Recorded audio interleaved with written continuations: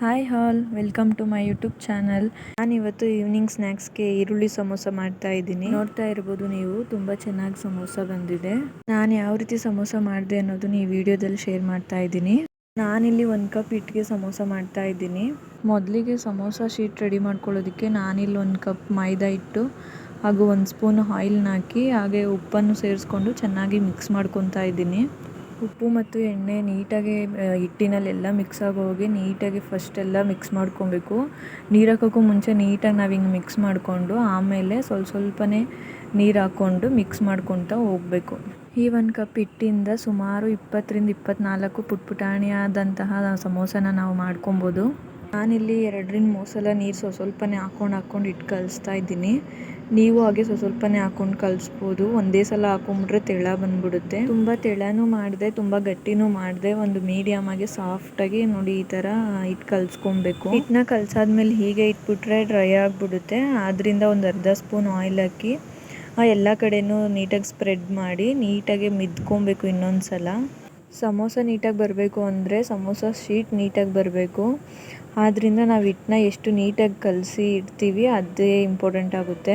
ಆದ್ದರಿಂದ ಇನ್ನೊಂದು ಸಲ ಆಯಿಲ್ ಹಾಕಿದ್ಮೇಲೂ ಕೂಡ ಈ ಥರ ನೀಟಾಗಿ ಪ್ರೆಸ್ ಮಾಡಿ ನೀಟಾಗಿ ಮಿದ್ಕೊಬೇಕು. ಹಿಟ್ಟು ಕಲಸಿದ ಮೇಲೆ ಒಂದು 20 ಮಿನಿಟ್ಸ್ ನೆನೆಯೋದಕ್ಕೆ ಅಂತ ಬಿಡಬೇಕು. ನೋಡಿ ಹಿಟ್ಟು ರೆಡಿಯಾಗಿದೆ, ಎಷ್ಟು ಸಾಫ್ಟಾಗಿ ಬಂದಿದೆ ಅಂತ. ಇದು ನೆನೆಯೋ ಅಷ್ಟರಲ್ಲಿ ನಾನಿಲ್ಲಿ ಸ್ಟಫಿಂಗ್ ರೆಡಿ ಮಾಡ್ಕೊತಾ ಇದ್ದೀನಿ. ನಾನಿಲ್ಲಿ ದೊಡ್ಡದು 2 ಈರುಳ್ಳಿ ತೊಗೊಂಡಿದ್ದೀನಿ, ಈ ಥರ ಕಟ್ ಮಾಡಿ ಇಟ್ಕೊಂಡಿದ್ದೀನಿ. ಹಾಗೆ ಒಂದು ಕ್ಯಾರೆಟ್ನ ತೊಗೊಂಡಿದ್ದೀನಿ. ನೀವು ಕ್ಯಾರೆಟ್ ಜೊತೆಗೆ ಇನ್ನೂ ಬೇಕಂದರೆ ಬೇರೆ ತರಕಾರಿಗಳನ್ನೂ ಯೂಸ್ ಮಾಡ್ಬೋದು.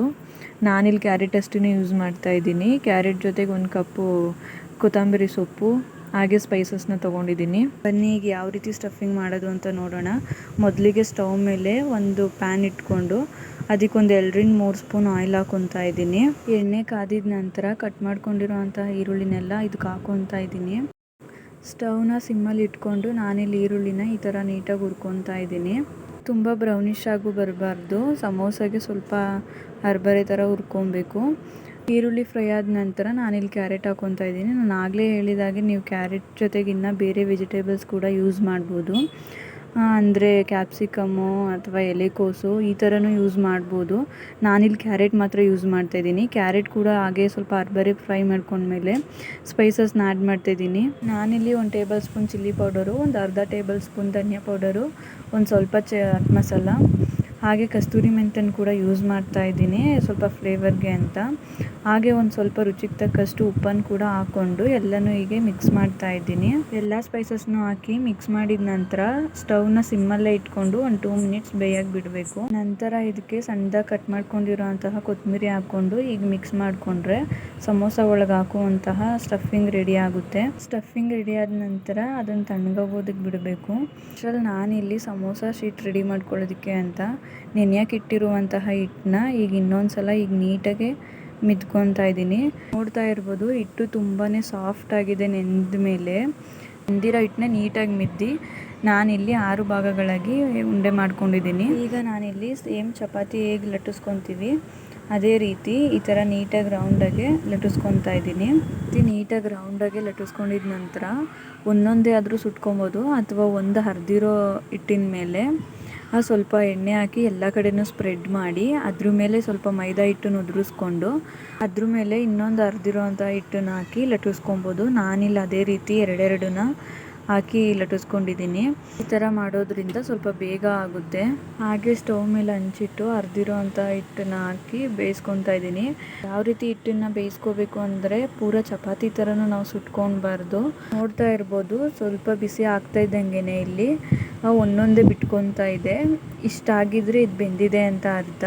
6 ಉಂಡೆ ಇತ್ತಲ್ವ, 2 ಒಂದೇ ಸಲ ಹರ್ಕೊಂಡಿರೋದ್ರಿಂದ 3 ಚಪಾತಿ ಆಗಿತ್ತು. 3 ಚಪಾತಿನೂ ಎಲ್ಲ ನಾನು ಸುಟ್ಕೊಂಡು ಆಮೇಲೆ ಈ ಥರ ಶೇಪಲ್ಲಿ ಕಟ್ ಮಾಡಿಕೊಂಡ್ರೆ ಸಮೋಸ ಶೀಟ್ ರೆಡಿ ಆಗುತ್ತೆ. ನೆಕ್ಸ್ಟ್ ನಾನಿಲ್ಲಿ ಪೇಸ್ಟಿಂಗಿಗೆ 1 ಸ್ಪೂನ್ ಮೈದಾ ಹಿಟ್ಟಿಗೆ ಸ್ವಲ್ಪ ನೀರು ಹಾಕಿ ಕಲಿಸ್ಕೊಂಡು ಇಟ್ಕೊಂಡಿದ್ದೀನಿ.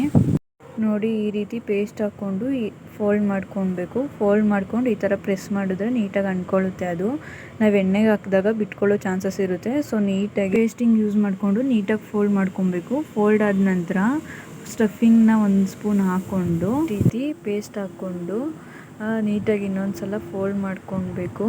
ಫೋಲ್ಡ್ ಮಾಡಿದ ನಂತರನೂ ಇನ್ನೊಂದು ಸಲ ಪೇಸ್ಟಿಂಗ್ ಮಾಡ್ಕೊಳ್ಬೇಕು, ಇಲ್ಲಾಂದರೆ ಎಣ್ಣೆಗೆ ಹಾಕಿದ ತಕ್ಷಣ ಬಿಟ್ಕೊಂಡು ಬಿಡುತ್ತೆ. ಫುಲ್ ಫೋಲ್ಡಿಂಗ್ ರೆಡಿ ಆಗಿದೆ. ಇದೇ ರೀತಿ ನಾನು ಎಲ್ಲನೂ ಕೂಡ ಫೋಲ್ಡಿಂಗ್ ಮಾಡಿ ಇಟ್ಕೊಂಡಿದ್ದೀನಿ. ಫೋಲ್ಡಿಂಗ್ ಮಾಡ್ಕೊಳ್ಳೋ ಟೈಮ್ನಲ್ಲೇ ನಾನು ಎಣ್ಣೆ ಕಾಯೋದಕ್ಕೆ ಇಟ್ಟಿದ್ದೆ. ಸೊ ಈಗ ಎಣ್ಣೆ ಕಾಯ್ದಿದೆ, ಇವನ್ನು ಎಣ್ಣೆ ಒಳಗಡೆಗೆ ಹಾಕೊತಾ ಇದ್ದೀನಿ. ಒಂದ್ಸಲಿಗೆ ನಾನಿಲ್ಲಿ 4ರಿಂದ 5 ಹಾಕೊಂಡು ಕರಿತಾ ಇದ್ದೀನಿ. ಸಣ್ಣದಾಗಿರೋದ್ರಿಂದ ನಾವು ಆರಾಮಾಗಿ 5 ಹಾಕೊಂಡು ಕರಿಬೋದು. ಸ್ಟವ್ನ ಮೀಡಿಯಮಲ್ಲೇ ಇಟ್ಕೊಂಡು ಈ ರೀತಿ ನಿಧಾನವಾಗಿ ಕರಿಬೇಕು, ಇಲ್ಲಾಂದರೆ ನೀಟಾಗಿ ಬೇಯೋದಿಲ್ಲ, ಬೇಗ ಬ್ರೌನಿಷ್ ಬಂದ್ಬಿಡುತ್ತೆ. ತುಂಬ ಹೈಯಲ್ಲಿ ಇಟ್ಕೊಂಡಿದ್ರೆ ನಿಧಾನವಾಗಿ ಈ ರೀತಿ ಬಬಲ್ಸ್ ಎಲ್ಲ ಸುತ್ತ ಕಡಿಮೆ ಆಗೋವರೆಗೂ, ಈ ಥರ ಗೋಲ್ಡನ್ ಸ್ವಲ್ಪ ಕಲರ್ ಬರೋವರೆಗೂ ನೀಟಾಗಿ ಕರ್ಕೊಂಡ್ರೆ ಸಮೋಸ ರೆಡಿ ಆಗುತ್ತೆ. ನೋಡ್ತಾ ಇರ್ಬೋದು ತುಂಬಾ ನೀಟಾಗಿ ಫ್ರೈ ಆಗಿದೆ.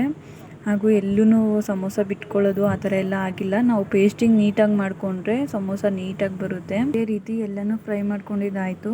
ನೋಡ್ತಾ ಇರ್ಬೋದು ತುಂಬ ಕ್ರಿಸ್ಪಿಯಾಗಿ ಹಾಗೂ ತುಂಬ ನೀಟಾಗಿ ಬಂದಿದೆ ಸಮೋಸ. ಈ ರೆಸಿಪಿ ಇಷ್ಟ ಆಗಿದ್ರೆ ನೀವು ಒಂದ್ಸಲ ಟ್ರೈ ಮಾಡಿ, ತುಂಬಾ ಚೆನ್ನಾಗಿ ಬಂದಿದೆ. ಹಾಗೆ ಈ ವಿಡಿಯೋ ಇಷ್ಟ ಆದರೆ ಪ್ಲೀಸ್ ಸಬ್ಸ್ಕ್ರೈಬ್ ಮಾಡಿ, ಲೈಕ್ ಮಾಡಿ, ಶೇರ್ ಮಾಡಿ. Thank you for watching friends.